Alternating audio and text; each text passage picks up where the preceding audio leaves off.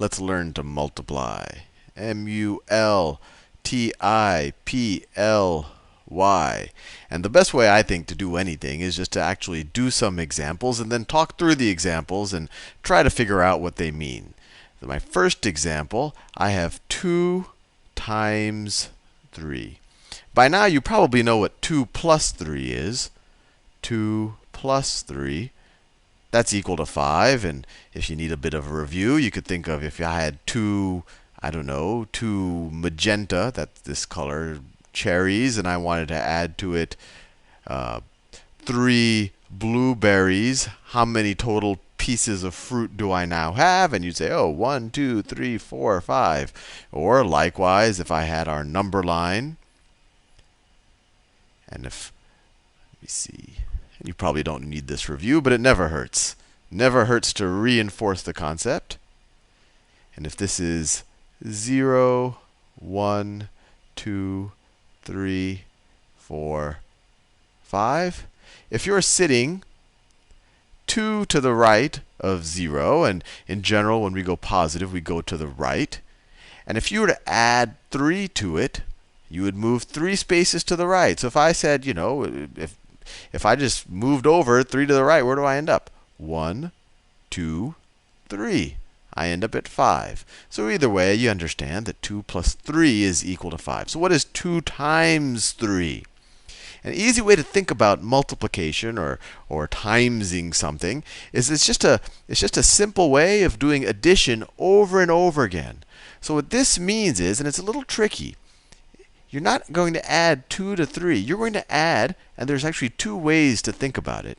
You're going to add 2 to itself 3 times. And what does that mean? Well, it means you're going to say 2 plus 2 plus 2. Now, where did the 3 go? Well, how many 2's do we have here? Let's see, this is a 1, 2. I have 2 2's. I have 3 2's. I'm counting the numbers here the same way that I counted blueberries up here. I had 1, 2, 3 blueberries. I have 1, 2, 3 2's. So this 3 tells me how many 2's I'm going to have. So what's 2 times 3? Well, I took 2 and I added it to itself 3 times. So 2 plus 2 is 4. 4 plus 2 is equal to 6. Now, that's only one way to think about it. The other way we could have thought about this is we could have said, instead of having 2 added to itself 3 times, we could have added 3 to itself 2 times. And I know it's maybe becoming a little bit confusing, but the more practice you do, it'll make a little sense. So this statement up here, and let me rewrite it, 2 times 3. It could also be rewritten as 3 2 times. So 3 plus 3. And once again, you're like, where did this 2 go? Where did, I had 2 times 3, and whenever you do addition, you see I have 2, I don't know what these, well, I said cherries, but they could be raspberries or anything. And then I had 2 things, I had 3 things, and the 2 and the 3 never disappear, and I add them together, I get 5. But here, I'm saying that 2 times 3 is the same thing as 3 plus 3. Where did the 2 go? 2, in this case, in this scenario, is telling me how many times I'm going to add 3 to itself. But what's interesting is, regardless of which way I interpret 2 times 3, I can interpret it as 2 plus 2 plus 2, or adding 2 to itself 3 times. I can interpret it that way. Or I can interpret it as adding 3 to itself 2 times. But notice, I get the same answer. What's 3 plus 3? That is also equal to 6. And this is probably the first time in mathematics you'll encounter something very neat. That sometimes, regardless of the path you take, as long as you take a correct path, you get the same answer. So 2 people can kind of visualize it. As long as they're visualizing it correctly, 2 different problems, but they come up with the same solution. And so you're probably saying, Sal, when is this multiplication thing even useful? And this is where it's useful. Sometimes it simplifies counting. So let's say I have let's stick with our fruit analogy. An analogy is just when you kind of use something as an, well, I won't go too much into it, but our fruit example, let's say I had lemons. Let me draw a bunch of lemons. So that I'll draw them in rows of 3. So I have 1, 2, 3. Well, I'm not going to count them because that'll give our answer away. Just drawing a bunch of lemons. Now, you could, if I said, you tell me how many lemons there are here, and if I did that, you would proceed to just count all of the lemons, and it wouldn't take you too long to say that, oh, there's 1, 2, 3, 4, 5, 6, 7, 8, 9, 10, 11, 12 lemons. So I already gave you the answer. We know that there are 12 lemons there. But there's an easier way and a faster way to count the number of lemons. Notice, how many lemons are in each row? And a row is kind of the side-to-side lemons. I think you know what a row is. I don't want to talk down to you. So how many lemons are there in a row? Well, there are 3 lemons in a row. And now let me ask you another question. How many rows are there? How many rows? Well, this was one row. Then this is the second row. This is the third row. And this is the fourth row. So an easy way to count it is I say I have 3 lemons per row, and I have 4 of them. So let's say I have 3 lemons per row. And I hope I'm not confusing you, but I think you'll enjoy this. And then I have 4 rows. So I have 4 times 3 lemons. 4 times 3 lemons. And that should be equal to the number of lemons I have, 12. And just to make that gel with what I just did with the addition, let's think about this. 4 times 3, literally, when you actually say out the word 4 times 3, I visualize this. I visualize 4 times 3. So 3, 4 times. 3 plus 3 plus 3. And if we did that, we get 3 plus 3 is 6. 6 plus 3 is 9. 9 plus 3 is 12. And we learned in up here, at this part of the video, we learned that this same multiplication could also be interpreted as 3 times 4. You can switch the order. And this is one of the useful and interesting, actually, kind of properties of multiplication. But this could also be written as 4 3 times.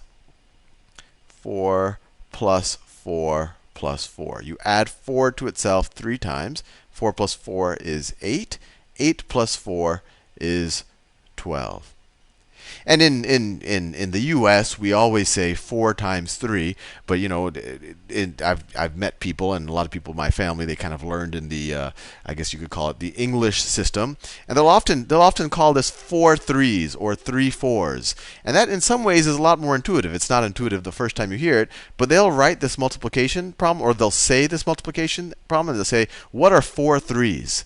And when they say 4 3s, they're literally saying, what are 4 3s?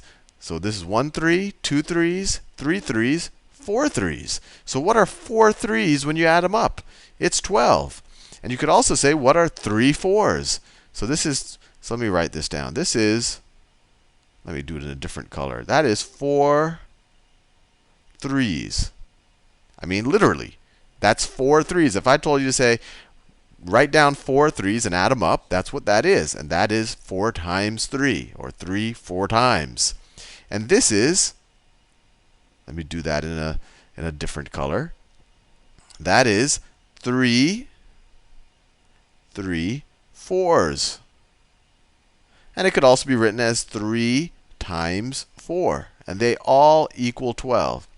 And now you're probably saying, okay, this is nice. It's a cute little trick, Sal, that you've taught me. But it took you less time to count these lemons than to do this problem. And well, first of all, that's only right now because you're new to multiplication.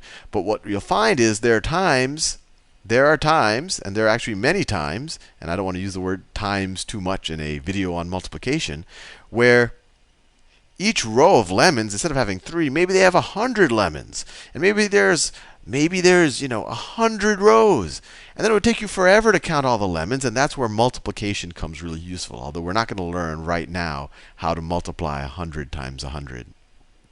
Now, the one thing that I want to get you, and this is kind of a trick. I remember my sister, just to try to show how much smarter she was than me when I was in kindergarten and she was in third grade, she would say, Sal, what is 3 times 1?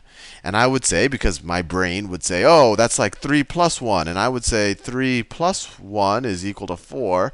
And so I'd say, oh, 3 times 1, that must be 4 as well. And she'd say, no, silly, it's 3. And I was like, how can that be? How can how can the 3 times some other number still be the same number? And think about what this means. You could view this as 3 ones. And what are 3 ones? That's 1 1 plus another 1 plus another 1. And that's equal to 3. Or you could view this as 3 one time. So what's 3 one time? It's almost silly how easy it is. It's just 3. That's 1 3. You could write this as 1 3. 1 3. And that's why anything times 1, or 1 times anything, is that anything. So in 3 times 1 is 3. 1 times 3 is 3. And, I could say 100 times 1 is equal to 100. I could say that 1 times 39 is equal to 39. And I think you're familiar with numbers this large by now. So that's interesting. Now, there's one other really interesting thing about multiplication, and that's when you multiply by 0. And I'll start with the analogy, or the example of when you add. 3 plus 0, you've hopefully learned, is 3. Because I'm adding nothing to the 3. If I have 3 apples and I give you 0 more apples, you still have 3 apples. But what is 3? And maybe I'm just fixated on the number 3 a little bit too much. Well, let me switch. What is 4 times 0? Well, this is saying 0 4 times. So what's 0 plus 0 plus 0 plus 0?